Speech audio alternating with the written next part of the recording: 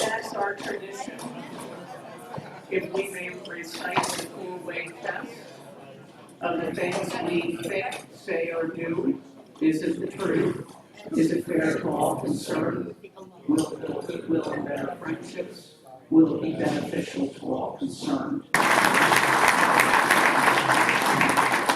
Thank you, Susan, my favorite sister-in-law, and Madam President, and fellow Rotarians. So I got 2 more years in the junior league. Maybe I'll come here next.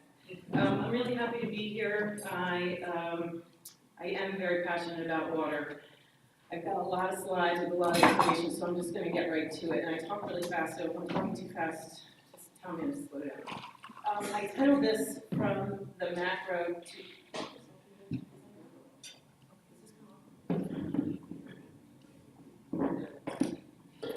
From the macro to the micro, or what a fish thinks. I have no idea what fish think, but I think probably they don't really like what's going on with the water supply these days. This is where my love affair with water began. This is not my backyard pool, but it looked very much like it in the 60s when I grew up. We didn't take pictures like crazy like the kids do now. And we probably didn't have that really nice shrubbery in the front, but I learned how to swim in this pool. I learned how to compete in this pool. I learned how to hold my breath and hide in this pool. This water was everything to me when I was a kid, and it still is today. That pool just goes to show you don't need to be the biggest or the best to kind of passion. Sometimes a puddle is as good as a pond. So here's a couple things that I think about water. Water is cleansing, water is everywhere, but it's scarce. Water is the basis of all life. Everyone in this room is made up about 78% water. You're surrounded by water in the womb, and the last thing you do before you leave the planet is surrender your water. You can only live 4 days without water. You need water, your neighbor needs water, the world needs water, the earth needs water, and water needs rock. So, yes, we humans can only live 4 days without water, which is a staggering fact if you think about how many people don't have access to water. About 783 million people. 2.5 billion don't have access to adequate sanitation. And another 2.2 million people die of water-related diseases every year. The majority of them are children. And it usually is caused from the disease which results in diarrhea. Only 2% of all water is drinkable. That's really staggering when you think about how much of the earth is covered with water. The 2% comes from rivers, lakes, streams. The rest of it is all in either salt, or it's frozen, or it's in impermeable surfaces. This is the little outhouse on the prairie. Believe it or not, some people still use outhouses. And would you think that everybody in the United States has access to water? If you thought yes, the answer would be no. No, there's more access to water. I love this picture. I just thought I'd throw it in.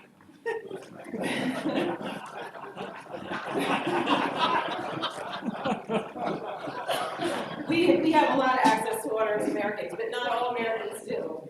1.6 of us don't. And the majority of them are in Appalachia or the Native American reservations or in New England, where there are pockets in rural counties where people don't have any water. And the black areas are places where they lack complete plumbing facilities, meaning they don't have a tub, they don't have a toilet, they don't have any kind of running water at all. It's a mixed bag. This woman is a Navajo Indian. She spends her days driving that truck and delivering water to all the people that she can reach on the reservation. And those people have no other water except for what she delivers to them. So if you think about how much water you use on a daily basis, and, you get a few buckets. Luckily for them, though, they get it delivered. Not everybody gets it delivered. This is a picture of a kitchen and a trailer in Appalachia. No running water. Oh, sorry about the slides. Okay. Recharge impermeability and assimilative capacity. So my husband and I went out to New Mexico several years ago, and I was shocked by how dry it was out there. And we had even been there one day when it was snowing. We were there in November, but even the snow felt dry to me. So when we came back, I wanted to do a little research. We had gone to Bandelier National Monument, which is where the cliff-dwelling ancestral Puebloans live, or had lived. They've been dead for many centuries. And so in researching it, I found out about the Aguala Aquifer, which is a 10 million year old alluvial groundwater deposit. It provides water in New Mexico and 7 other high plains states. 82% of the people living in these states get their drinking water from this aquifer, and 80 to 90% of the food grown for our country comes from this aquifer. The aquifer was so huge that if you spread it across 50 states, you would have 1.5 feet of water. And this is the dinosaur water. This has been there forever, but it's depleting. And it's depleting at a rate 14 times faster than it can be recharged. Because recharge is only at 1 inch per year, and that comes from snow melt and from rain runoff. So if we drain it, which is happening, it would take 6,000 years to replenish naturally. Those are the states that are fed by the Ogallala. See, it spreads all the way down to Texas and goes all the way up the south coast. So it's huge aquifer. Factors contributing to its depletion are population growth, contaminants, which can come from either pesticides or nitrates or a lot of contaminants that we get from our fossil fuel use go into the air, and then they end up back in the groundwater through acid. Well, when it rains, everything comes down. I should put a slide on here about the chart, you know, when you had in 6th grade science about how the water table, when it rains, and then the water goes back, and it recharges, and it goes to the groundwater, and it comes back up, round and round. That takes all the contaminants with it. The failure to recharge also means that the water quality degrades, because there's no way, just like you, water needs to clean itself. I mean, we have all, for years, been using the ability of dilution, water to dilute contaminants to clean itself. But if there's not enough water to dilute whatever you're putting in it, the water just doesn't get recharged. In a few years, few decades rather, this aquifer will be dried up, and then once it's gone, we can't get it back. Sorry. Okay. Yes, water beats rock, but impermeability for its recharge. So the Ogallala was amazingly once used without any kind of filtration for drinking water. Its specific yield, though, is only 15%. That means that's all that's available for use. Everything else is trapped, either under bedrock, in sand, in places where you can't access it. So there's 85% of that aquifer that's still there, but not available for use. As I said, if a water body can't refresh, the water quality tanks because it can't cleanse itself. This is called reaching its assimilative capacity. So once the assimilative capacity has been reached, it's done. We need to fund some innovative technology so we can get at that water, because the rate of the population growth of the planet, which is somewhere about 7.5 billion now, the water that we have is not going to be enough. Innovation, of course, means money, and it means investing in infrastructure and research and development. This is Lake Mead. The white stuff used to be how big Lake Mead was. Those are like bathtub rings. Lake Mead is now 40% capacity. They say if it goes much lower than that, they're not going to be able to use it to generate electricity. They won't be able to service the 20 million residents, I think, that live in Nevada, California, and Arizona. It's 112 miles long and 759 feet of shoreline, and it currently services 20 million people. But in a decade, that could be 25 million, because our population is just exploded. So Lake Mead is not going to be long for this world unless somebody figures something out.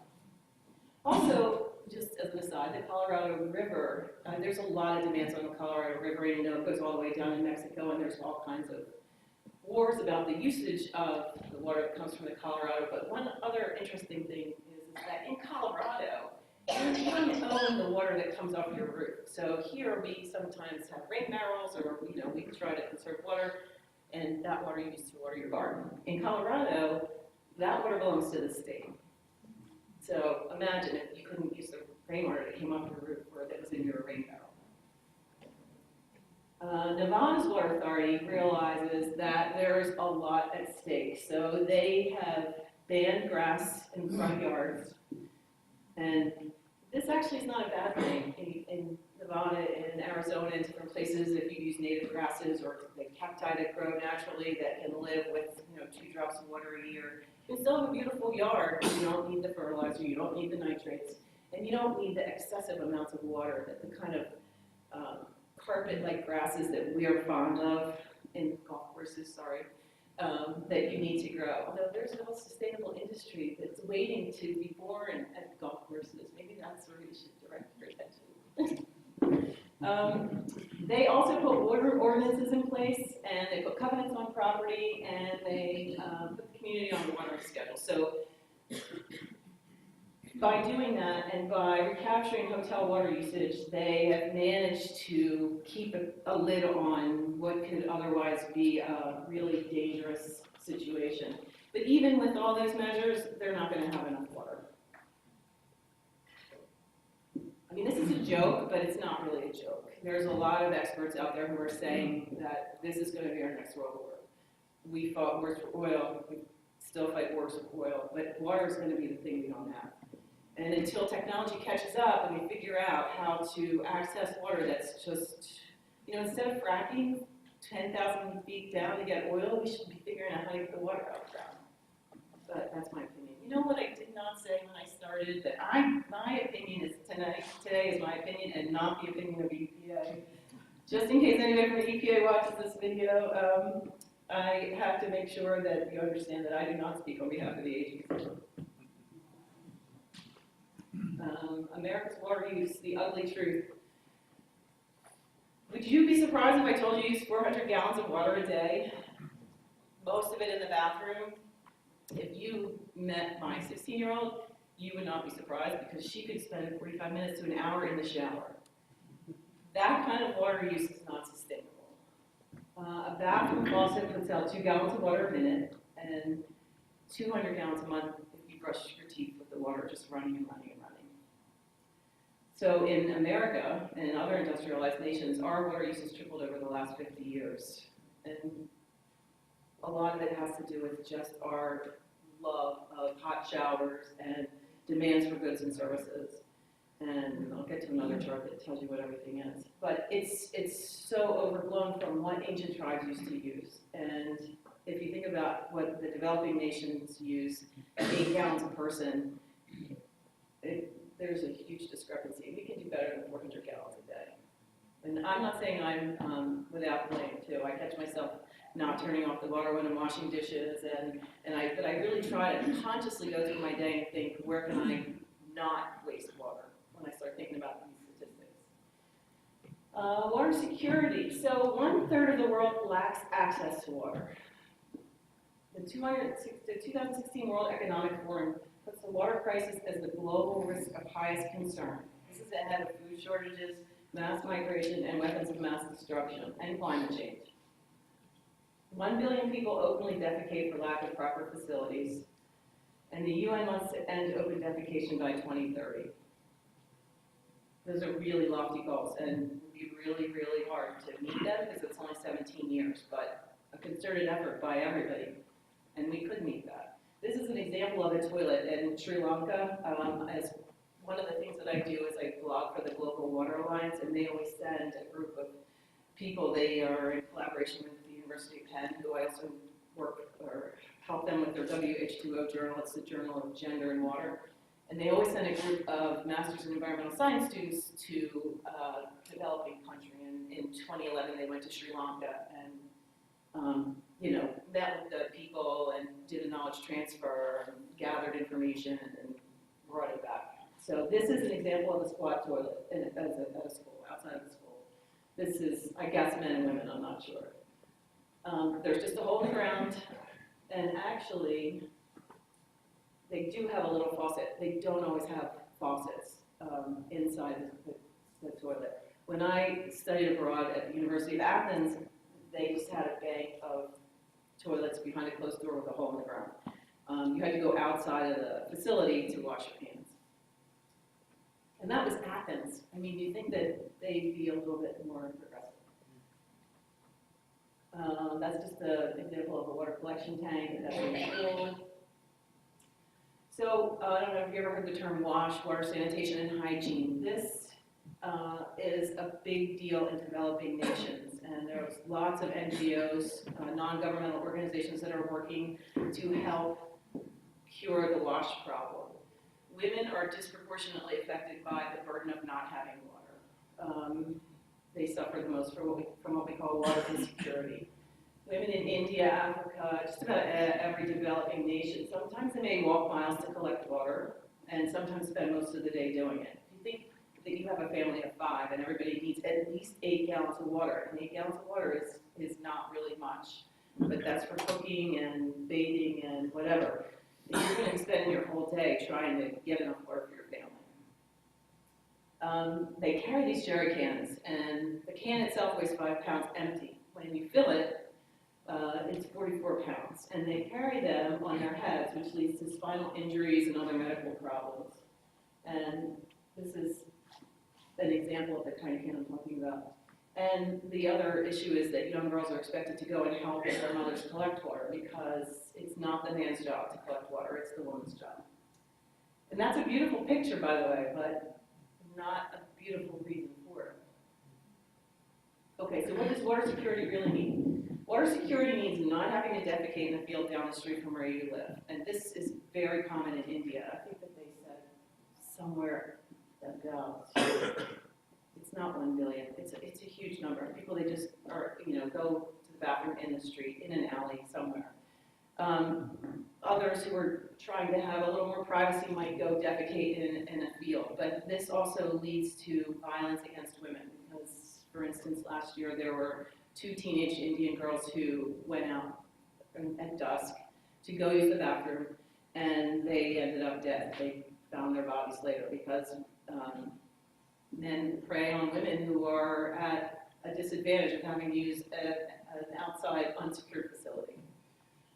Water security also means that your daughter doesn't drop out of school with the arrival of her menses. Water security means that you have sufficient amount of food or water to grow food and vegetables, and to wash and bathe. And water security means maybe just being able to take a hot shower and wash your hands. This was also in the Sri Lanka trip that the Penn students took. They set up these water washing stations outside of the facilities so that young girls could wash their hands. Part of the problem with young girls dropping out of school in developing nations is once they start with their periods, they have no place to wash up or dispose of their sanitary napkins, so they have to drop out. This just creates a cycle of poverty, because now they're behind their male counterparts academically, they're dependent on men, and it results in more inequality. So the cycle just continues.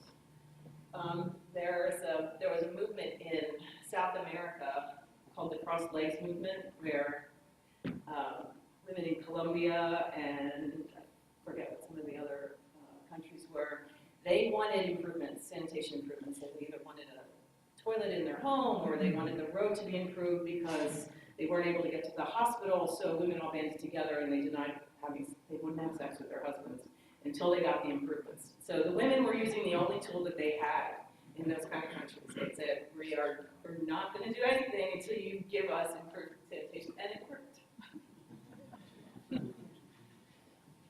So there are no guarantees of water security, just ask Flint. I'm sure you all have heard about Flint. And luckily last week, EPA awarded $100 million to upgrade the system. I have no idea if that's going to be enough.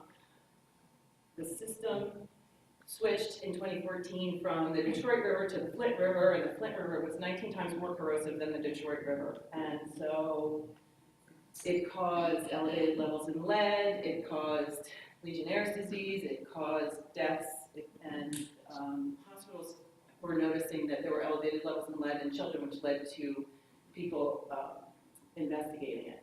But even with the deaths and the Legionnaire's disease, they couldn't prove causation, so nothing happened. Although the court did order filtration systems in the homes, and for those homes that didn't have the ability to have a filtration system, they ordered bottled water.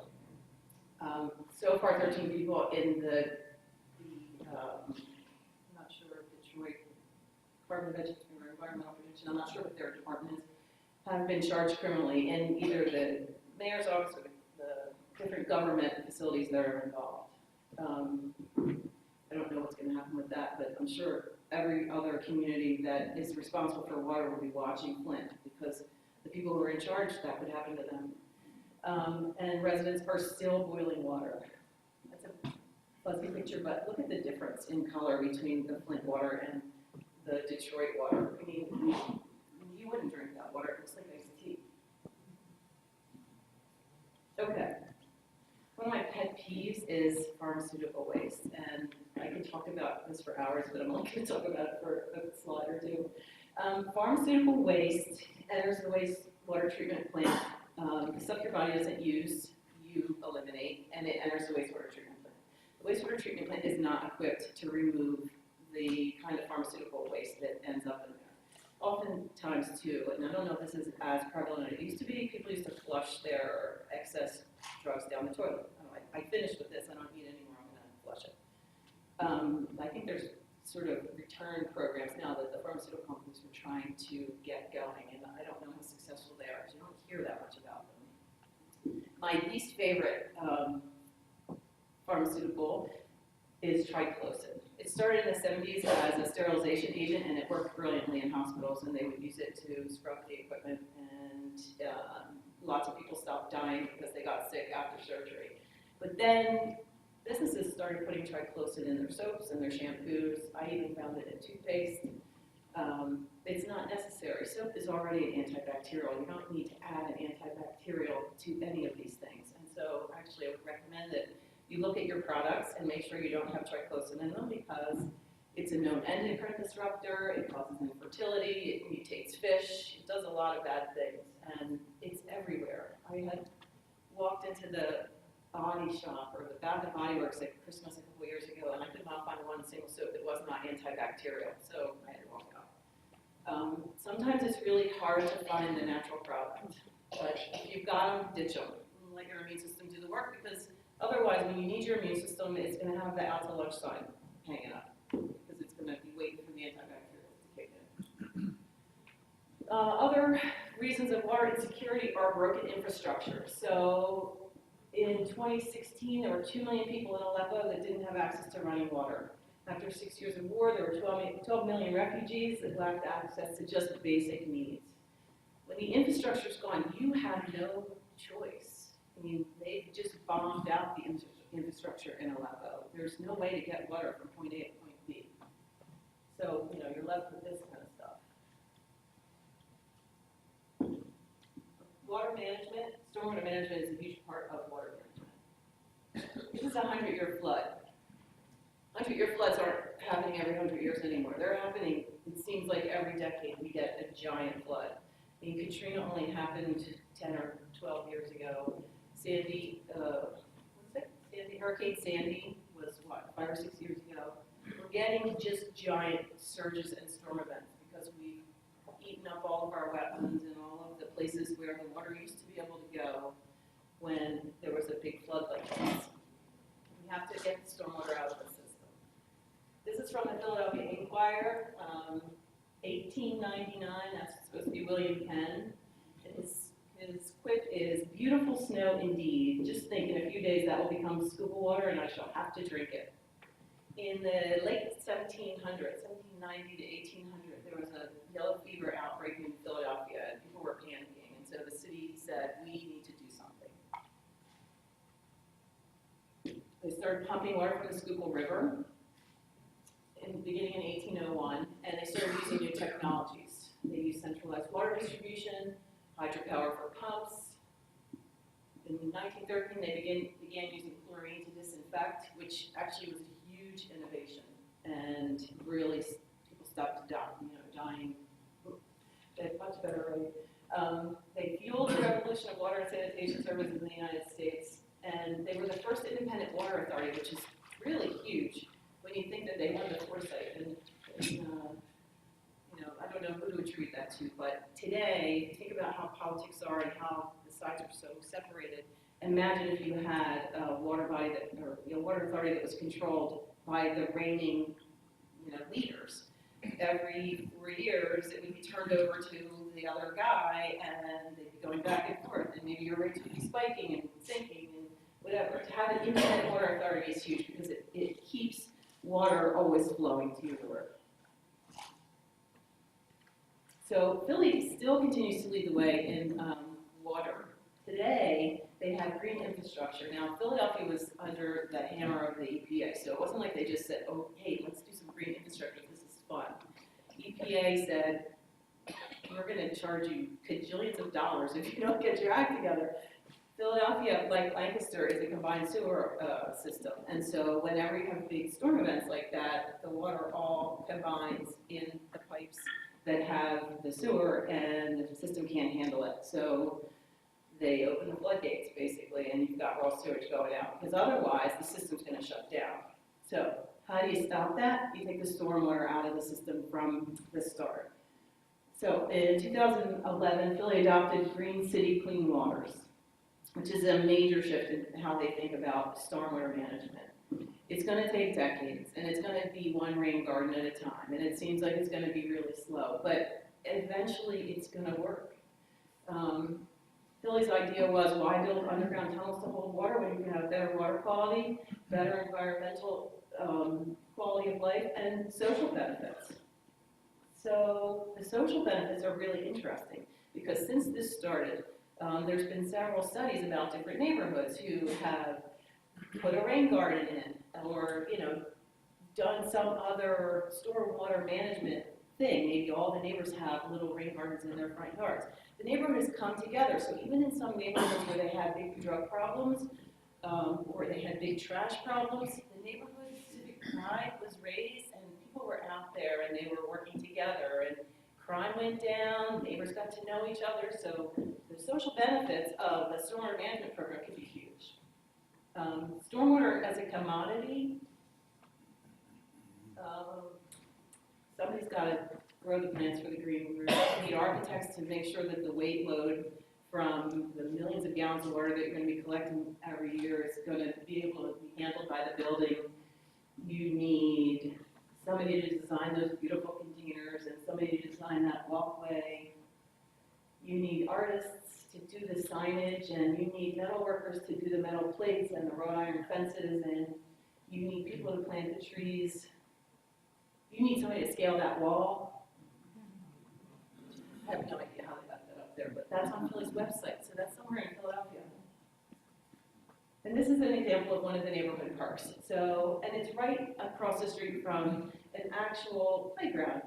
So that little area just raises the happy quotient in the neighborhood by so much. And it also keeps thousands of gallons of rainwater out of the system every year.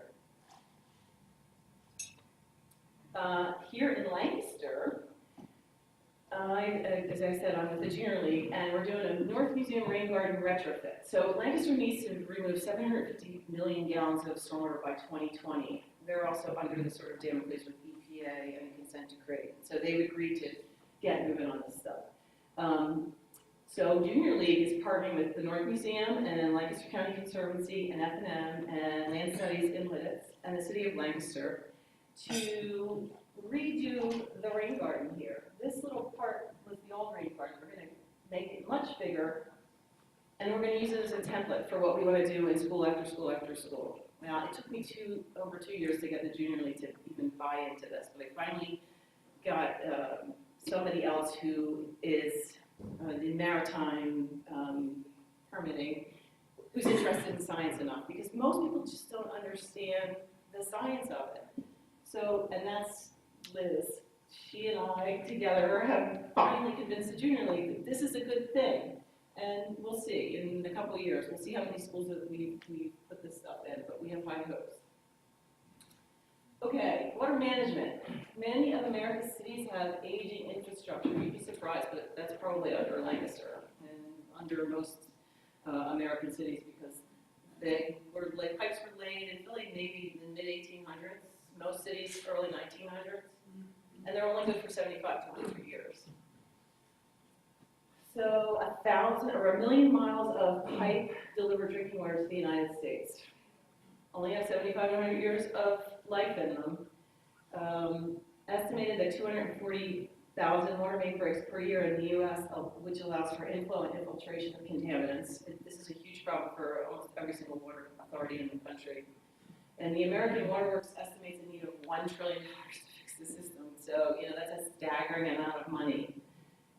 But tap water is regulated by EPA, and so you know what you're drinking, Flint, Michigan notwithstanding, is safe. But bottled water is not regulated by EPA or the FDA. So the National Resource Defense Council did a study maybe 7 or 8 years ago where they did 1,000 bottles of water, and out of those there was E. coli hits, there was arsenic hits, there was all kinds of stuff that you would never in a million years drink if you knew it was in there. But it was in a bottle of water that was sold to you, and you thought it was safe. So that's my pitch for tap water. Bottled water isn't really safe. Also, it's my other pet peeve, the privatization of water. I consider bottled water a crime against humanity. I use bottles. When we go camping or whatever, we buy bottles to take, but for the most part, this is my bottle. I just fill it up and take it with me everywhere. And in the United States, 50 billion bottles a year. 50 billion, 1,500 plastic bottles every second we use. 45 billion end up in the landfill, and that's with recycling programs. And it takes 17 billion barrels of oil to make those bottles. So, if bottled water costs 1,000 times more than tap water, what should you be drinking? But here's where the crime against humanity comes in. Nestle, in 2015, paid $524 a year for a license to pull water out of the San Bernardino National Forest. They pulled out 36 million gallons. They put it in a plastic bottle that took 17 billion barrels of oil to produce, and they sold it back to you. They took your water, and then they sold you your water back. That's the crime. That water belongs to everyone. It doesn't belong to Nestle. And even if we said, okay, there's a demand for water, let's sell it, let's charge the amount that it's worth, not $524 a year. I mean, I'd like that deal too. There's a landfill with some plastic bottles that aren't going to go away for 1,000 years. Okay, so what if we paid what water was really worth? Here's just a few facts. Slice of bread, a gallon of water. Chicken, 10 gallons. A cup of coffee, 2 gallons. Pound of corn, 50 gallons. Pound of eggs, 20 gallons. A pound of hamburger, 450 gallons of water it takes to make 1 pound of hamburger. Paper, 3 gallons, a cotton shirt, 100 gallons, pound of wheat, 60 to 100 gallons. So if it cost you $30 or $50 or whatever to buy a hamburger, would you still want to eat the hamburger? What is the cost of the water? Can we factor it in with the things that we're buying? When you bounce a check, you have to pay a fee. What if we meter water usage? Some counties do this. And what if you get a flat amount, and if you go over that, then you pay the excess? That could be a way to raise money to redo the infrastructure. What if we increase food costs and charge what water was really worth? So you use that to pay for the infrastructure. Or what if we switch to a plant-based diet more? You don't have to give up meat, but what if you ate a little less meat? You'd probably be healthier. And you get lower insurance rates. Okay, 3 simple ways to reduce. Reduce use of water in the bathroom. Reduce stormwater entering the system, and keep trash and contaminants out of the streams and rivers. It's all these tiny little things that add up to bigger things. So if you just shut the water off when you're brushing your teeth, you think, no, that's silly, that's not a big deal, but it adds up over a year. It's 200 gallons of water. Sustainable and innovative technology. We need to fund more research and development, and we need to explore regional water use. Around here we have the Chesapeake Bay, and we're all working really hard to keep nitrates and contaminants out of the bay, and it's actually been working.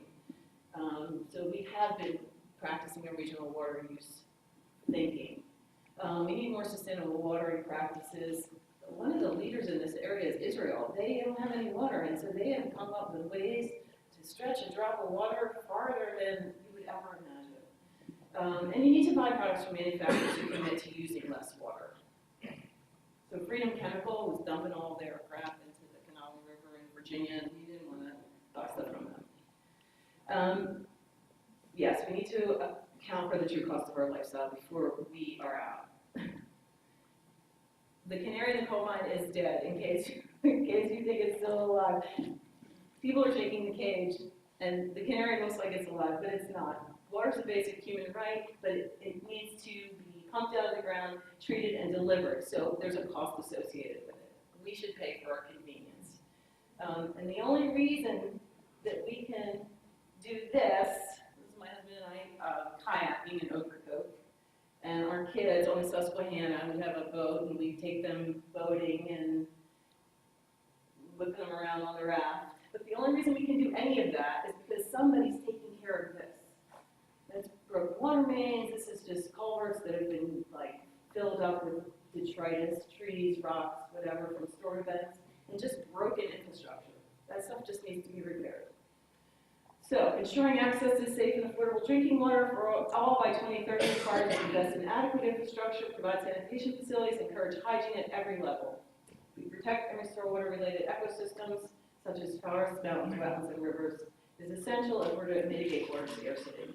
We need more international cooperation, and we need to encourage water efficiency and support treatment technologies in developing countries. This is off of the UN website. It's their Sustainable Development Goal number 6. And they've actually been really great about getting access to water for millions and millions of people in the last decade. And if anybody can do it, I think the UN can. And when the well is dry, we know the value of water. My favorite dead guy, Benjamin Franklin. Thank you.